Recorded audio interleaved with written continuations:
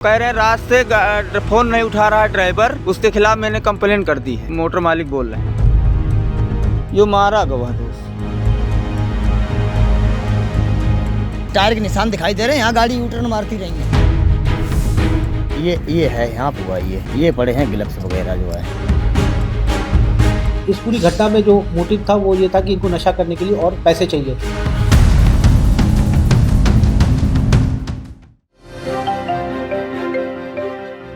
दोस्तों, एक बहुत ही दुखदाई खबर मैं आपको यहाँ पर देना चाहता हूँ। एक 26 साल का नौजवान ड्राइवर, उसका कत्ल कर दिया गया है हाईवे के ऊपर।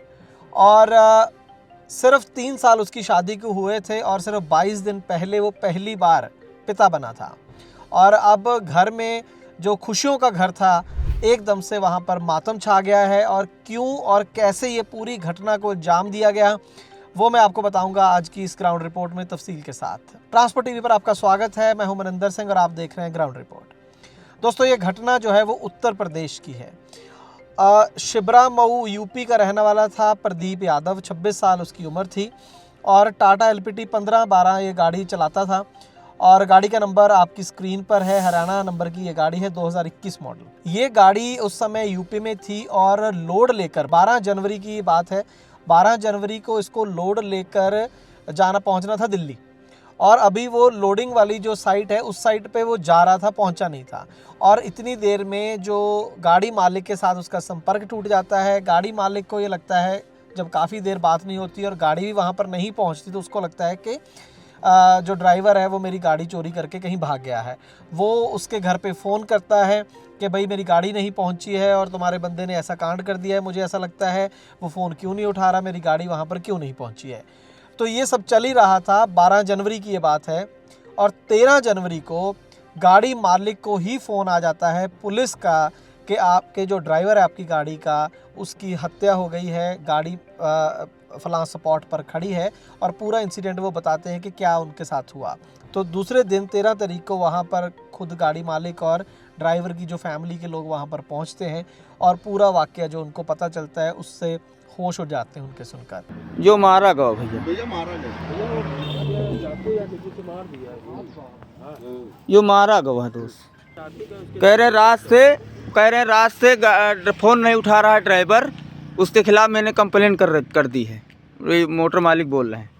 और ये चाबी पड़ी है, ये चाबी पुलिस आ जाए तब जा भैया, कोई साथ बता तो करे पड़ी है। हाँ है, अरे गाड़ी का पैसा घूम पकड़ के ले गया। हाँ लइके मारी है, ये एक मारी है ड्राइवर का, यही ड्राइवर है। चाबी क्योंकि इसका फ़ोन एक चप्पल नीचे, चाबी ये पर ही गाड़ी की। अब वो तो ड्राइवर का ही का फ़ोन भी बज रहा है ना गाड़ी के अंदर। हुआ दोस्तों असल में ये है कि प्रदीप जब गाड़ी चला रहा था तो काफ़ी ज़्यादा आजकल हर जगह फ्लाईओवर बन गए हैं, तो वो कोई ना कोई रास्ता भटक गया और वहाँ पर वो नए रास्ते पे था और इधर उधर रास्ता पूछ रहा था। तो वहाँ पर उसको 2 लोग वहाँ पर मिले और उन्होंने हो सकता है उन्होंने रास्ता भी बताया हो या ये बोल दिया हो कि हाँ हम आपको रास्ता बता देंगे, जो भी कुछ बोलकर उससे लिफ्ट ले ली प्रदीप से और उसकी गाड़ी में वो सवार हो गए। असल में ये दोनों लोग जो उसने बिठा ली अपनी गाड़ी में, प्रदीप ने अपनी ज़िंदगी की सबसे बड़ी गलती जो उससे हो गई, ये दोनों लोग नशेड़ी थे। और गाड़ी में बैठते ही उन्होंने कहा कि हमें तुम सिगरेट पिलाओ, तो उसने बोला कि नहीं मेरे पास तो नहीं है। फिर उसने बोला कि पान मसाला खिलाओ, हमें ये करो वो करो। तो इस तरीके से उससे वो डिमांड करने लगे नशे की कोई ना कोई। तो जब प्रदीप ने बोल दिया कि अभी मेरे पास ऐसा कुछ नहीं है और थोड़ा तलखी भी दिखाई होगी ऑब्वियसली कि तुम एक तो मैंने तुम्हें लिफ्ट दी, ऊपर से तुम इस तरीके से जैसे तुम्हारा हक हो ऐसे तुम चीज़ें मांग रहे हो मेरे से।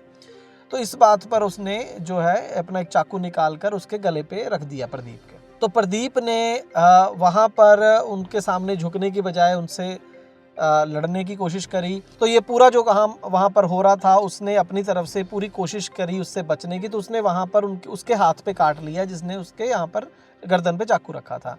तो काट लिया तो उसमें थोड़ा बहुत हो सकता है चाकू उसके हाथ में भी थोड़ा बहुत लग गया। अब वो नशेड़ी बंदे हैं तो उन्होंने गुस्सा आ गया उसको कि भाई हमारे साथ इसने मतलब विरोध करा है ना, हमारा कहा नहीं माना।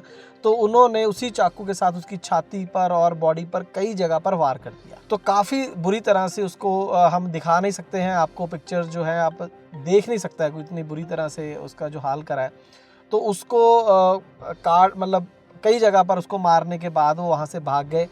काफ़ी देर तक उसने कोशिश करी प्रदीप ने उनसे लड़ने की, जूझने की, लेकिन वो कुछ कर नहीं सका। और उसके बाद उनके जाने के बाद भी काफ़ी ठंड थी, जनवरी का महीना है, तो किसी न किसी तरीके से गाड़ी से उतरा। उस हालात में भी बताया जाता है कि वो लगभग 100 कदम आगे गया। वो शायद कोई हेल्प मांगना चाहता था जो लोग वहाँ से गुजर रहे होंगे, लेकिन शायद बताया जा रहा है कि उस दिन फॉग भी थी, वहाँ पर धुंध थी, और कितने लोग ड्राइवरों की मदद करते हैं सड़क पर, हम सब जानते हैं। तो वहाँ पर वहीं पर उसने तड़प तड़प के अपनी जो है उसकी जान निकल गई वहाँ पर, और कोई उसकी मदद को नहीं आया, कोई पुलिस वहाँ उसकी मदद को नहीं पहुँची। और इस तरीके से बिना वजह, बिना किसी कसूर के अपनी जान से हाथ धोने पड़े प्रदीप को। ये हाल है हमारे देश की सड़कों की सुरक्षा का। बड़े बड़े दावे, क्या मैं यहाँ पर बोलूँ, हमारे देश में होते हैं। अलग अलग राज्यों के मुख्यमंत्री भी करते हैं कि हमारा देश में, हमारे राज्य में क्राइम नहीं है, हमारा सबसे सेफ़ है, ये है वो है। लेकिन पता नहीं वो सेफ्टी कहाँ चली जाती है जब ट्रकों की बात आती है, जब ड्राइवर्स की बात आती है। तो इसके बाद, पूरी घटना के बाद लखनऊ पुलिस काफ़ी एक्शन में आई। उन्होंने वहाँ पर जो भी चीज़ें मिली, वहाँ से कुछ सुराग लिए। एक बाइक वहाँ पर गिरा हुआ मिला था, शायद ये उन्हीं लोगों का था, और कुछ निशान वगैरह सड़कों पर, और काफ़ी चीज़ें ड्राइवर की मिली हुई थी। जब तिकोना गाड़ी खड़ी है इस वाले पे, जब ये तिकोना दिखाई दे रहा है, उधर से जब फोटो ली गई है ना, तो ये तिकोना पे, यानी फ्लाईओवर से पहले गाड़ी यहाँ खड़ी है। गाड़ी यहाँ पे खड़ी हुई है। हाँ, गाड़ी यहाँ पर आएगी, तिकोना पर चढ़ के यहाँ खड़ी हुई है। और ये लकीरें देखो, ये जो गाड़ी, ये ना गाड़ी यहाँ खड़ी है, ये जो टायर के निशान दिखाई दे रहे हैं, यहाँ गाड़ी यूटर्न मारती रही है।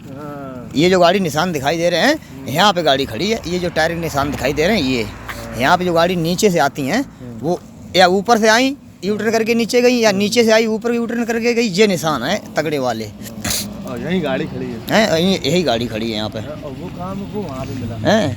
और यहाँ से लमसम 1 2 3 4 5 6 7 8 9 10 11 12 13 14 15 16 17 18 20 21 22 23 65 66 67 68 69 70 71 72 90 91 92 93 94 95 96 97 98 99 100, यानी 110 किलोमीटर, 110 डग पे, 110 डग पे। इसका मतलब ये है, वहाँ से भागा होगा, नहीं समझे? हाँ, वहाँ इसका से मतलब भागा भागा है इधर ये। आया है तो इस जगह पे उसे हाँ, यहीं पे गोद दिया है। ये है यहाँ पे हुआ ये। हाँ, ये यहाँ पे पड़ा था। ये सब है, ये जो है ब्लेड वगैरह डिवाइडर की राइट साइड में ये पड़े हैं, ग्लव्स वगैरह जो है। जब ये पुलिस ने उठाया है ना, तो ये जो है ग्लव्स वगैरह जो है पैर के उठाया है। क्वार्टर वगैरह कहाँ पड़े?